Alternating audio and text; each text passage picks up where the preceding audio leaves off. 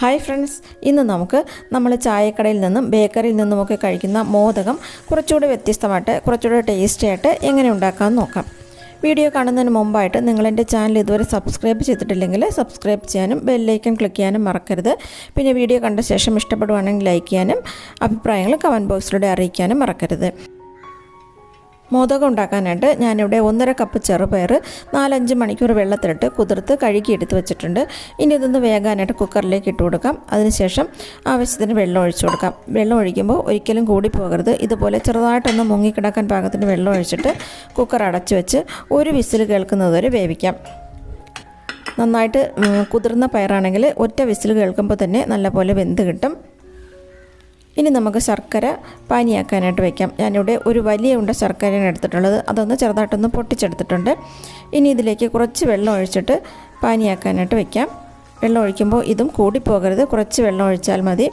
ഇപ്പോൾ ശർക്കര പാനി റെഡി ആയിട്ടുണ്ട്. ഇനി ഇതൊന്ന് അരിച്ച് മാറ്റി വയ്ക്കാം. ഇനി മറ്റൊരു പാനിലേക്ക് 1 ടീസ്പൂൺ നെയ്യ് ഒഴിച്ചിട്ട് നെയ്യൊന്ന് ചൂടായി വരുമ്പോൾ അതിലേക്ക് കുറച്ച് കാഷ്യൂ നട്ട്സ് ഇട്ട് കൊടുക്കാം. കാഷ്യൂസ് ഒന്ന് ചെറുതായിട്ടൊന്ന് കളർ മാറി വരുമ്പോൾ അതിലേക്ക് കുറച്ച് കിസ്മിസും കൂടെ ചേർക്കാം.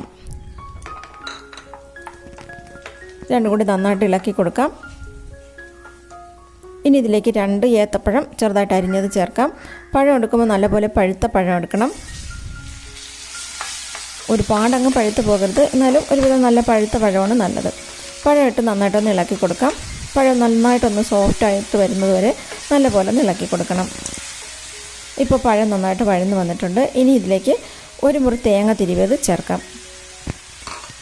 തേങ്ങ കുറച്ചുകൂടെ കൂടിപ്പോയാലും കുഴപ്പമൊന്നുമില്ല. തേങ്ങ കൂടുതലായാലേ കുറച്ച് നല്ല ടേസ്റ്റ് കിട്ടുകയുള്ളൂ. തേങ്ങ ഇട്ട് നന്നായിട്ടൊന്ന് ഇളക്കിയ ശേഷം ചെറുപയർ വേവിച്ചത് ഇട്ട് കൊടുക്കാം. പയർ കറക്റ്റ് വേവായിട്ടുണ്ട്.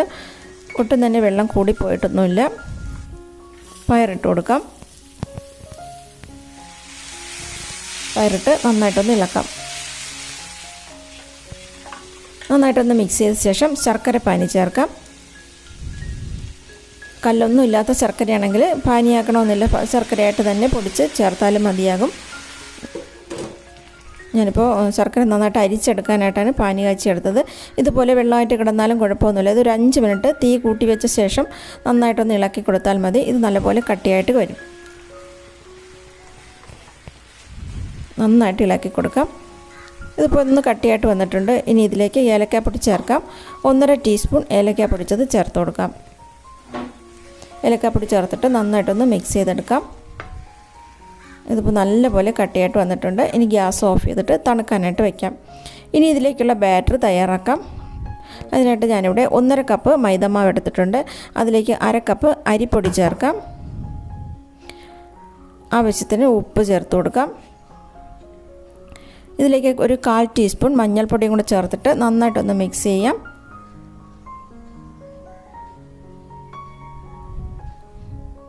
എന്നിട്ട് ആവശ്യത്തിന് വെള്ളം ഒഴിച്ചിട്ട് നല്ല കട്ടിയായിട്ടുള്ളൊരു ബാറ്റർ തയ്യാറാക്കിയെടുക്കാം. ഒട്ടും കട്ടയില്ലാതെ ഒരു ബാറ്റർ തയ്യാറാക്കിയെടുക്കണം.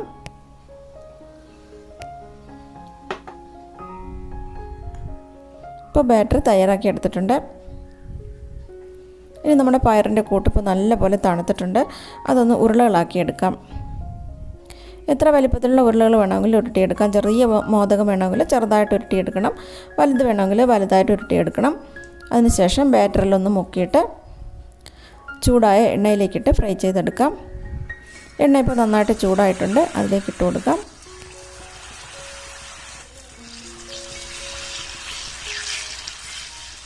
സാധാരണ നമ്മൾ വീട്ടിലുണ്ടാക്കി എടുക്കുമ്പോഴാണെങ്കിൽ ഇത്രയും എണ്ണയൊന്നും ഒഴിക്കേണ്ട. കുറച്ച് എണ്ണ ഒഴിച്ചിട്ട് ഫ്രൈ ചെയ്തെടുത്താൽ മതി. ഞാനിപ്പോൾ വീഡിയോ കാണിക്കാനായതുകൊണ്ടാണ് കൂടുതലായിട്ട് എണ്ണ ഒഴിച്ചത്. ഒരു സൈഡൊന്ന് ഫ്രൈ ആയിട്ട് വരുമ്പോൾ പെട്ടെന്ന് തന്നെ ഇത് ഫ്രൈ ആയിട്ട് വരും. തിരിച്ചിട്ട് കൊടുക്കാം. അതിനുശേഷം 2 സൈഡും ഫ്രൈ ആകുമ്പോൾ കോരി മാറ്റാം. ഒട്ടും തന്നെ എണ്ണയൊന്നും കുടിക്കില്ല. നല്ല ടേസ്റ്റി ആയിട്ടുള്ള മോദകമാണിത്. സാധാരണ നമ്മൾ കഴിക്കുന്നതിനേക്കാളും വളരെ ടേസ്റ്റി ആയിട്ടുള്ള മോദകമാണിത്. ഇനി ഇത് ടിഷ്യൂലേക്ക് മാറ്റാം. ഇതുപോലെ ബാക്കിയുള്ളതെല്ലാം ഫ്രൈ ചെയ്തെടുക്കാം.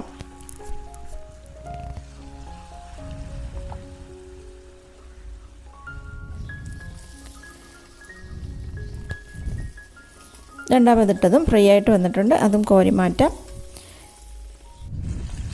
ഈ വീഡിയോ ഇഷ്ടമായെങ്കിൽ ലൈക്ക് ചെയ്യാനും നിങ്ങളുടെ ഫ്രണ്ട്സിനും ഫാമിലിക്കൊക്കെ കാണാനായിട്ട് ഷെയർ ചെയ്യാനും മറക്കരുത്. Thanks for watching.